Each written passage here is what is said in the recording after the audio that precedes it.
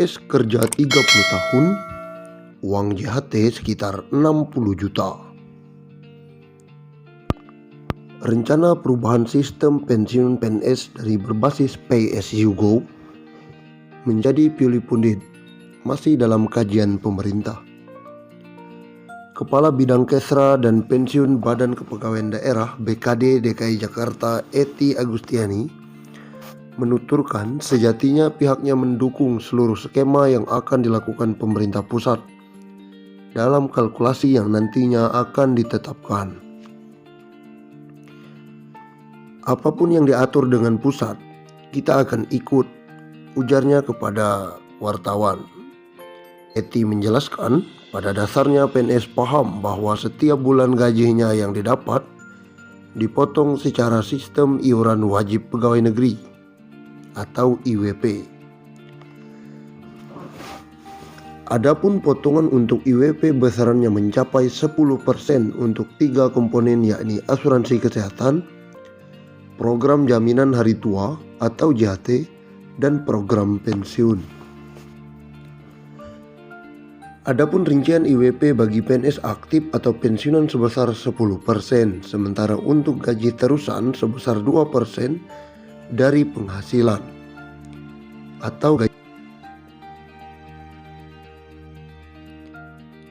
IWP tersebut terdiri dari 2% untuk BPJS Kesehatan dan 8% untuk program yang dikelola Taspen, sebesar 3,25% untuk tabungan hari tua atau THT, dan 4,75% untuk program pensiun. Seluruhnya jika dijumlah mencapai 10%. Skema yang baru memang masih RPP, itu yang dari penghasilan, bukan gaji.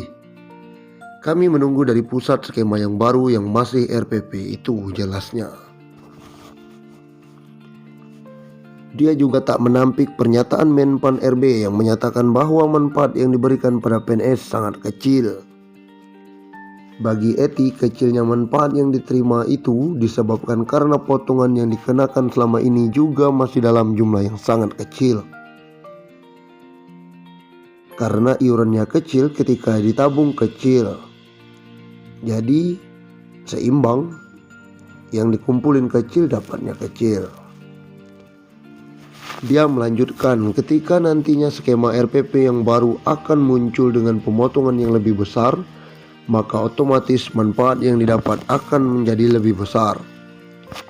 Ety menganalogikan, nantinya ketika seorang PNS pensiun, dia akan mendapatkan komponen dari PNS atau potongan dana kelola yang masuk ke Taspen itu. Komponen THT akan dibayarkan sekali ketika pensiun dan komponen program pensiun yang akan didapat tiap bulan. Dengan kecilnya presentasi pemotongan, dia pun tak heran bahwa manfaat yang didapat pun sangat kecil.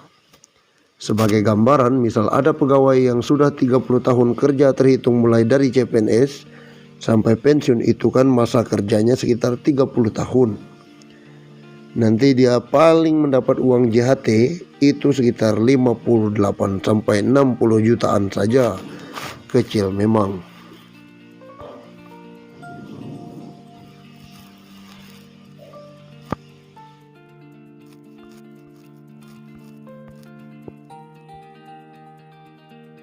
Undang-Undang Republik Indonesia Nomor 11 tentang pensiun pegawai dan pensiun janda atau duda,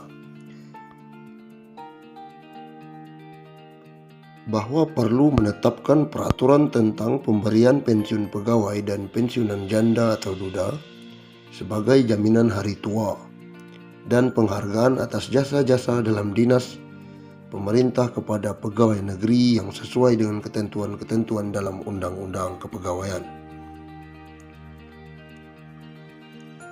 Undang-Undang tentang pensiun pegawai dan pensiun janda atau duda.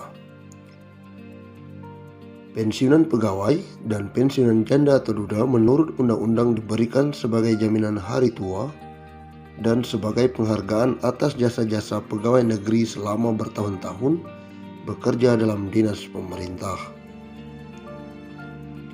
pensiunan pegawai, pensiun janda atau duda, dan tunjangan-tunjangan serta bantuan-bantuan di atas pensiun yang dapat diberikan berdasarkan ketentuan-ketentuan dalam undang-undang. Bagi pegawai negeri sipil atau bekas pegawai negeri sipil yang terakhir sebelum berhenti sebagai pegawai negeri sipil atau meninggal dunia, berhak menerima gaji atas beban anggaran pendapatan dan belanja negara. Menjelang pembentukan dan penyelenggaraan sesuatu dana pensiun yang akan diatur dengan peraturan pemerintah, dibiayai sepenuhnya oleh negara. Sedangkan pengeluaran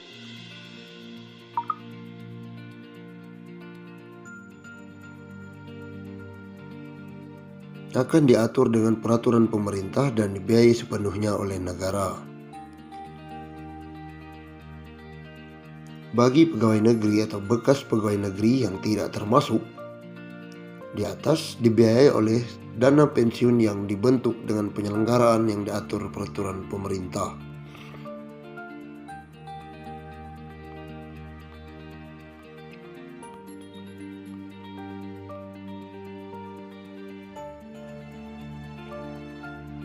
Undang-undang ini diadakan sebagai pelaksanaan ketentuan dalam pasal 19 Undang-Undang Pokok Kepegawaian yang menentukan bahwa jaminan hari tua pegawai negeri yang diantara lain berupa pensiun bagi pegawai negeri sendiri dan pensiun janda atau duda harus diatur undang-undang mengingat keadaan penghidupan masyarakat Indonesia.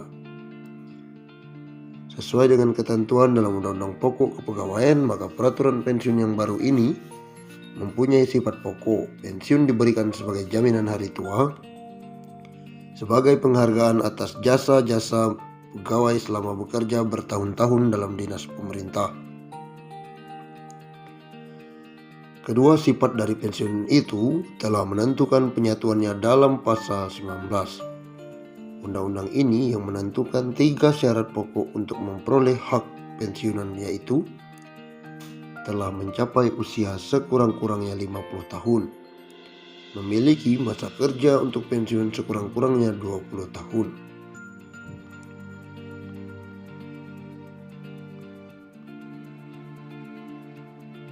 Golongan-golongan pegawai yang termasuk dalam arti pegawai negeri menurut pasal pertama, pegawai negeri sipil pusat, yang kedua, pegawai daerah otonom, yang ketiga, pegawai perusahaan atau bank negara, yang memiliki ketiga unsur kepegawaian termaksud dalam Undang-Undang Pokok Kepegawaian. Dengan gaji terakhir yang berhak diterima dimaksudkan juga gaji menurut